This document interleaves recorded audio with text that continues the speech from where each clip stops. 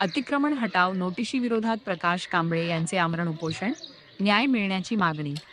परभणी पाथरी तालुक्यातील ब्रह्मपुरी तर्फे पाथरी येथील ग्रामपंचायतीने अतिक्रमण हटविण्यासंदर्भात दिलेल्या नोटिशीविरोधात प्रकाश चिमाजी कांबळे यांनी आमरण उपोषणास प्रारंभ केला आहे.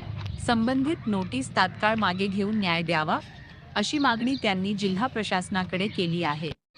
कांबळे यांच्या म्हणण्यानुसार संबंधित समाजमंदिराचे काम यापूर्वीच पूर्ण झाले असून काही विशेष राजकारणाच्या नादातून त्यांची जागा घेण्याचा प्रयत्न केला जात आहे. समाजमंदिरासाठी जागा दिल्यास आपल्या कुटुंबाने कोठे जाऊन राहावे असा सवालही त्यांनी उपस्थित केला आहे.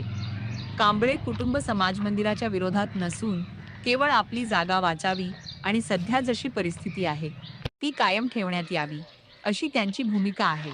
ग्रामपंचायतीने बजावलेली अतिक्रमण हटाव नोटीस मागे घेऊन प्रशासनाने या प्रकरणात न्याय्य तो निर्णय घ्यावा अशी मागणी कांबळे कुटुंबियांनी केली आहे.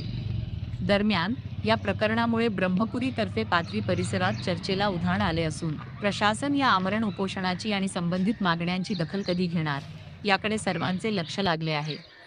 माझं नाव द्रौपदी कारभारी कांबळे.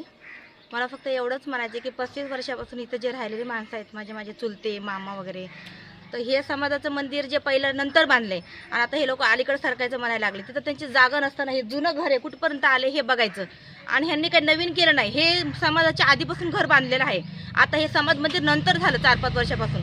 आणि हे पाठीमागं सरकून अजून हे लोक जागा दिसायला आली, पण इथं बांधायचे घर राहिलेले आहेत. हे मोठे 3 भाऊ आहेत, त्याच्यामध्ये ह्यांचे घर राहिले आहेत बांधायचे. बांधले का नाही त्यांनी, कुठं परळीला, कुठं पुण्याला, कुठं राहायला गेले. तर ह्यांची जागा दिसायला आली, हे लोकांना वाटतं सरकाव जागा पाठीमागं घ्यावा म्हणून ह्यांचं म्हणणं आहे. पण हे काय करू नका, वादेवाद वाढू नका, फक्त जे जसं आहे तसं ते राहू द्या. कारण ते गरीब आहेत, त्यांच्याच्यानं काय बोलणं होत नाही, कुणाचं काय होत नाही. मग आमचं एवढंच म्हणणं आहे की जसं त्यांचं पहिलं घर आहे, पहिल्यापासून जुनं राहिले आहेत, हे जुने घर आहेत, नवीन आताचं काहीच नाही. पहिल्या रुटीतलं जुन्या रुटीतलं घर आहे, मग जसं आहे तसं राहू द्या, वाढवाळी करू नका. समाजाची जशी जागा आहे, समाजाला काही अधुरी जागा नाही. समाजाचं बांधकाम झालेलं आहे, समाजाची बांधकाम बी राहिलं नाही. पाठीमागं सरकून काय करणार? तर पण ह्यांना पुढे अडचण होणार नाही. एक पोरगी मुकी आहे, तिला घरकुल आले, ती घर कुठं बांधणार? मुलगा आहे त्यांचा, पुण्याला राहतो, परत त्यांचे भाऊ आहेत ह्याच्यामध्ये, ह्या जागेमध्ये 3 भाऊ आहेत. मग ती काय भावाची जागा देऊन कुठे जागा उरणार आहे? जागा काय घेऊ नका, जे जसं आहे तसं राहू द्या. फक्त एवढीच विनंती माझी सगळ्यांना. आमचं म्हणणं आहे ग्रामपंचायतचं, पंचायत समितीचं, तहसीलदारचं यायचं त्यांना हे करावं.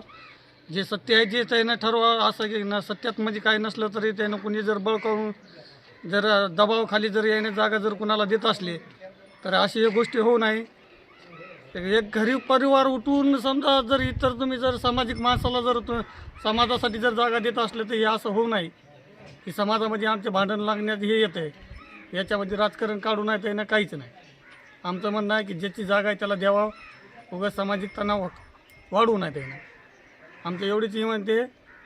तहसीलदार साहेबाला बी सांगा आणि सगळ्याला सांगा की आमची जागा आमच्या माणसाची देऊन टाकली.